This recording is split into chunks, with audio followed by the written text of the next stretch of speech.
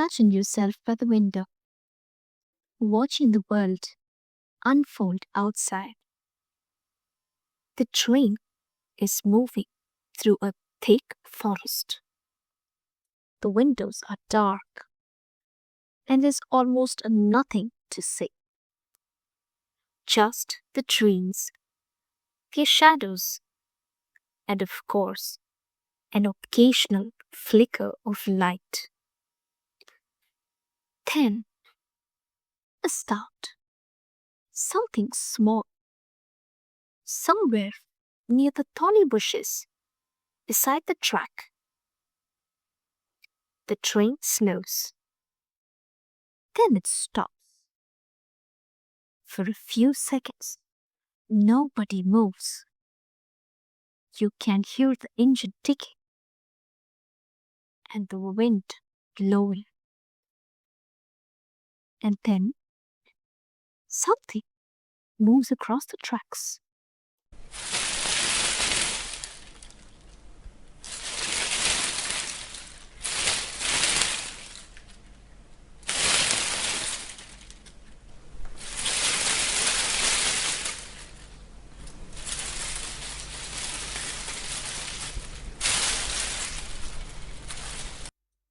You can't see what it is.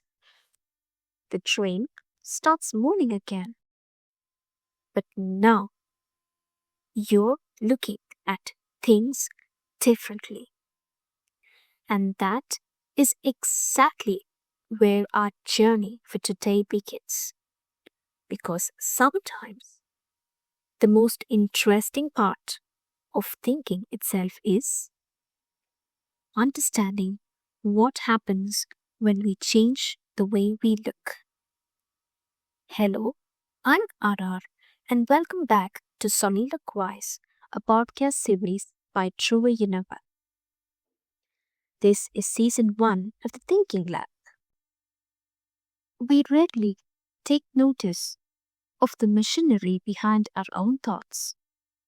One moment, we are analyzing, another, we are exploring. Somewhere else, we are testing. Yet each situation demands a different mental movement. Curiosity opens one door, observation reveals another. Connections build unexpected bridges, while imagination creates multiple possibilities. And this goes on. None of these work alone. Together, they create a richer way to navigate complexity. 7 engines, 7 directions, one mind capable of moving between them. This is the pathway of exploration. This is the podcast on the 7 thinking engines. The first engine that we are to explore is the question engine. The whistle blows. The train is trying to leave, but there are several tracks ahead. One leads towards the mountains. Another disappears into the forest, while the third turns somewhere beyond the station. The destination isn't clear, and before the train moves, someone has to decide. Which track are we to take? Which path are we to choose? Which time shall we begin? That's exactly where questioning begins. Not by rushing towards the first answer, or not by assuming that the obvious route is the right one. It begins by looking at the journey differently. It begins when we understand multiple dimensions of the same question. What are we actually trying to reach? Or why are we actually trying to go? Is this the right direction? Or have you assumed something about this destination? Sometimes changing the journey doesn't require a new train. It requires seeing the tracks differently. And that is what the first engine of questioning teaches us. The train is waiting. The destination is already decided, but the train cannot move yet.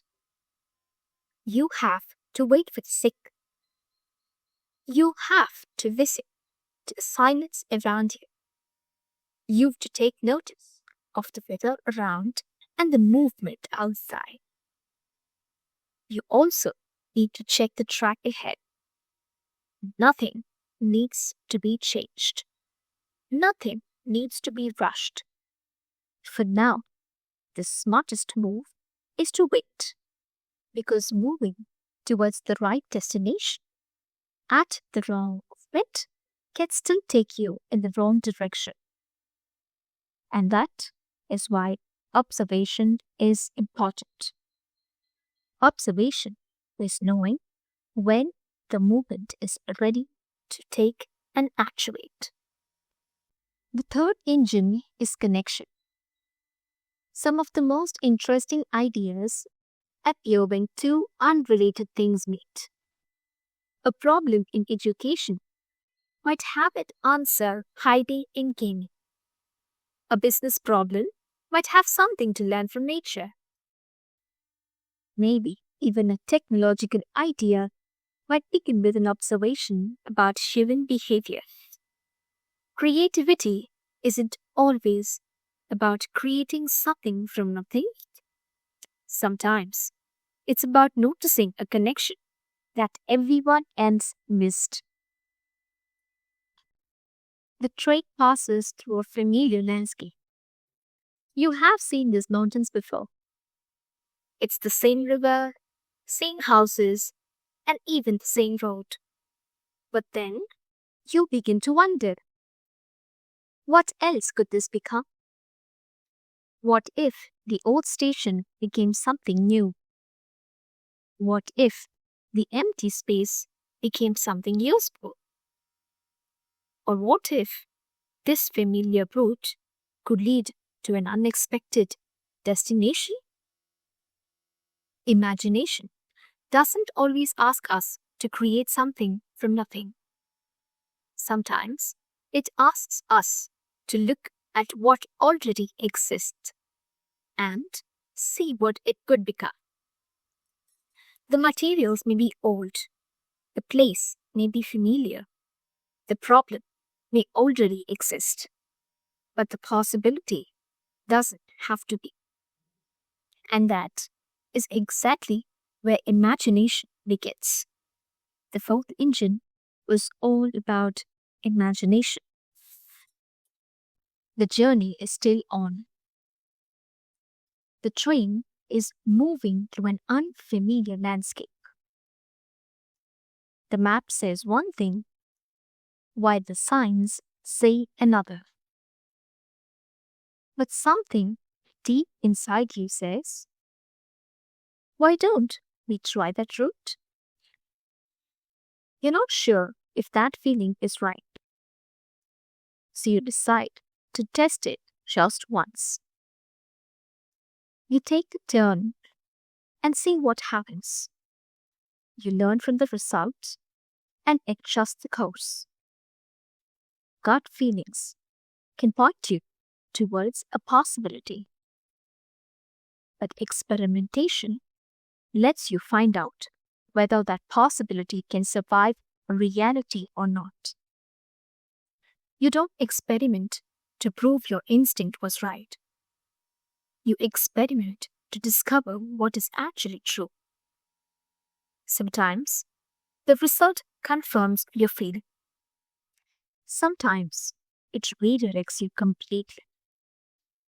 Either way, you have learned something the map could never tell you. And that was the engine of experimentation. We are moving to the sixth engine, the most uncomfortable of all, because it asks us to question ideas we already believe in. Why do we do it this way? Who decides this was the right way? What assumption are we trying to protect? Sometimes the biggest obstacle to a better idea is an old idea that nobody has questioned. Thinking well isn't always about finding something new. It sometimes can also be about thinking of being brave enough to challenge something familiar. And for one last time, the train moves again. You look out of the window and suddenly you see it differently. The track connects to the station. The station connects to the town. The town connects to people. Every movement affects something beyond itself. A small change here can create a much bigger change somewhere else. And that is the realization. A problem is rarely just one problem. Everything is connected. Sometimes, to understand what is happening, you have to take a step far enough to see the whole journey. 7 ways to move the mind. But you don't need to run them all. The real advantage is recognizing what the moment demands. When the path is unclear, question. When the picture is incomplete, observe. When two ideas feel unrelated, connect. When the familiar feels limiting, imagine. When an idea needs proof, experiment. When something feels unquestionable, challenge. When one problem keeps creating another, see the system. Because better thinking isn't about having more engines. It's about knowing which one to start. And sometimes the breakthrough isn't a better answer. It's choosing a different way to think. And now the landscape has changed. AI can search. AI can connect. AI can generate and test. It can give us immense images, text, graphs, videos, and whatnot. But there is one decision AI cannot make for us. How should we approach the moment? Which path deserves attention?